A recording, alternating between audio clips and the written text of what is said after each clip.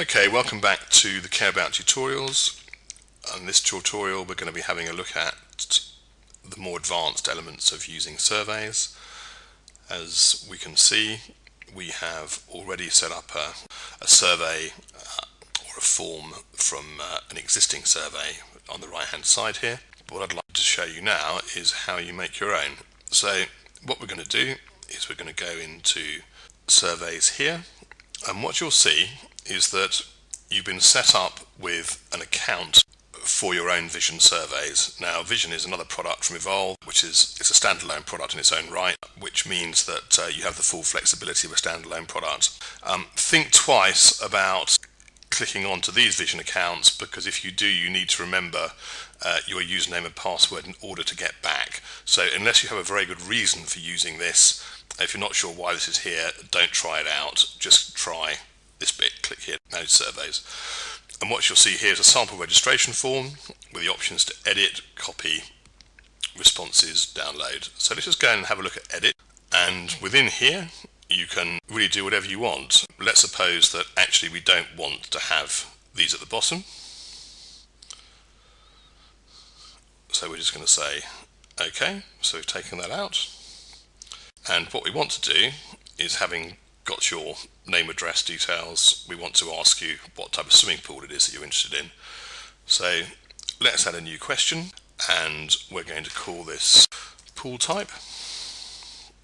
And you'll see here there's different types of questions that you can have. You can have a text box, you have radio button, drop down list, checkbox, text area, whether you're wanting to, there's various other factors here in terms of doing bits with video, which I think are outside of the scope of this. So in terms of the difference between a radio button and a checkbox, a radio button is where you select one from many, and a checkbox is where you select several from many. So in this case, we're going to go with a checkbox. We're going to say it's a mandatory question, because there's no point in having people filling something in. And let's have 4 options. And let's say we want 2 options per row. You can have conditional questions, but we're not going to do that on this occasion.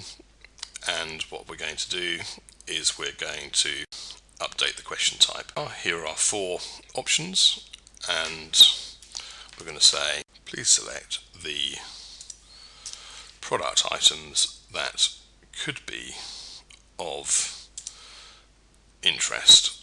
And so we're going to have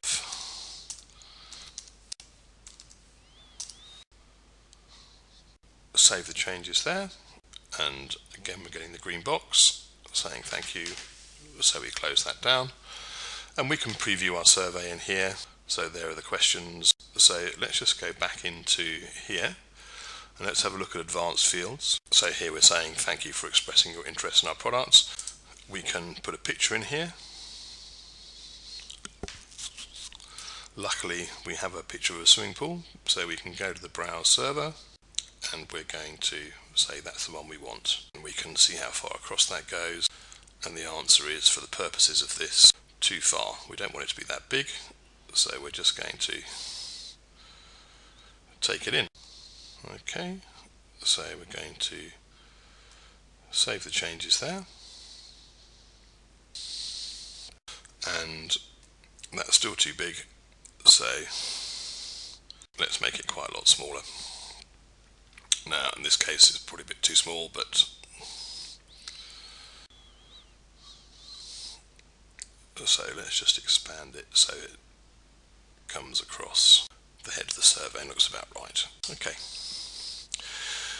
so you may or may not want users to amend their survey. More often than not you don't. So it's one of these default scenarios where they can't.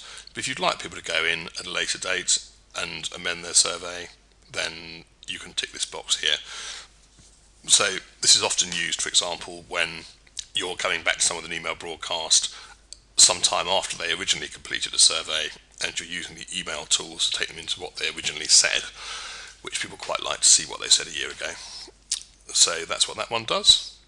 Identification field is connected with doing the email broadcasts. Survey styling, you can choose different styles, but you could choose to have it in blue for the purposes of the survey if you were sending it out as a standalone product. You can choose to enable notification, and in this particular case this is being sent to myself and to Barry Martin, and you can include a copy of the survey.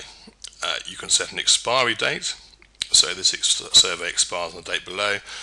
Often for websites you don't want them to expire, but if there was a competition, for example, which had a closing date, then clearly you'd want the survey to expire on a particular date. So we're now going to go in and we're going to save the changes, close that down, and we're just going to preview the site and see what's happening. So what we now have is outdoor pools, and here's our related link survey, and you can see we've modified that survey quite happily. Okay, so that's where we are on surveys. I think that's probably enough for that for the minute, and we'll see you in the next tutorial.